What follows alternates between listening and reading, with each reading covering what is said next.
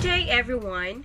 This is Kristen May Tasho, and today we are going to talk about the Philippine history.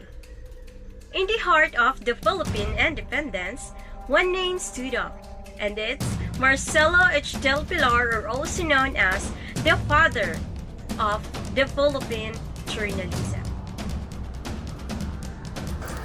When we were colonized by Spain, it was one of the most powerful countries in the world, and the Spaniards did not back down from anyone. This was one of the reasons for their vast territories. However, a Filipino writer truly instilled fear in their hearts. This is the story of the most feared Filipino by the Spaniards, Marcelo H. del Pilar, born on August 30, 1850, in Cupang, San Nicolas, Bulacan.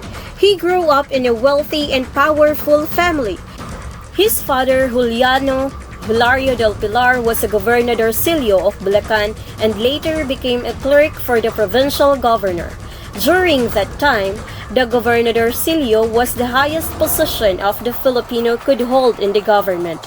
His mother, Blasa, also known as Doña Blasica, was a descendant of Tagalog nobility. In addition, the Del Pilars owned large lands where rice and sugarcane were cultivated.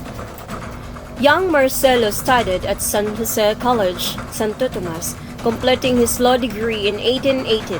In 1882, he became the editor of the Tagalog newspaper, a publication that expressed grievances and criticized Spain's administration in the Philippines and how they treated Filipinos.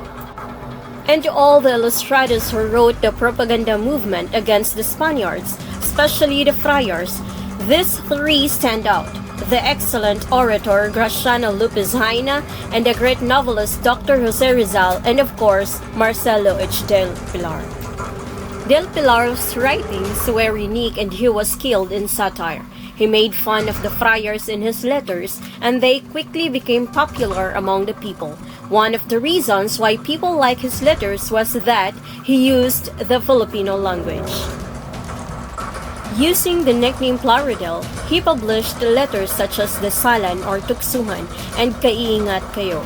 He formatted his letters into pamphlets and distributed them in various parts of the Philippines. Del Pilar's letters had a significant impact on the Spaniards. In the long run, the friars did not like Del Pilar's harsh words against them. He was also accused of being anti-Spanish by the friars because of his contribution to the anti-friar movements in the Philippines. To escape the persecution by the Spanish authorities, Del Pilar immediately flew to Spain in 1888. In Spain, he spent his time improving the situation of Filipinos in the Philippines, befriending Spanish politicians and advocating for Spain's official recognition of the Philippines as part of it.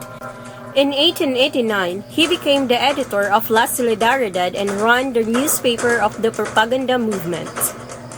At that time, there was little money supporting the newspaper, and its donation came from Filipino supporters. When the funds ran out, Del Pilar used his own money to sustain La Solidaridad. He was the editor of the newspaper for 6 months, and in the end, he ran out of money and suffered in Spain. Due to the difficult situation of Del Pilar, he experienced not being able to eat 3 times a day and feel ill with tuberculosis. On July 4, 1896, at the age of 45, Del Pilar died due to his illness in Barcelona, Spain. He was the most intelligent politician in the Philippines and the true soul of the revolution. This is what General Ramon Blanco said about Marcelo H. del Pilar. Compared to heroes like Dr. Jose Rizal and Andres Bonifacio, Del Pilar is not often discussed, but unbeknownst to many, he was the most feared Filipino by the Spaniards and made significant contribution to the freedom we enjoy today. That was the life and work of Marcelo H. del Pilar. I hope that you learned something out of this video.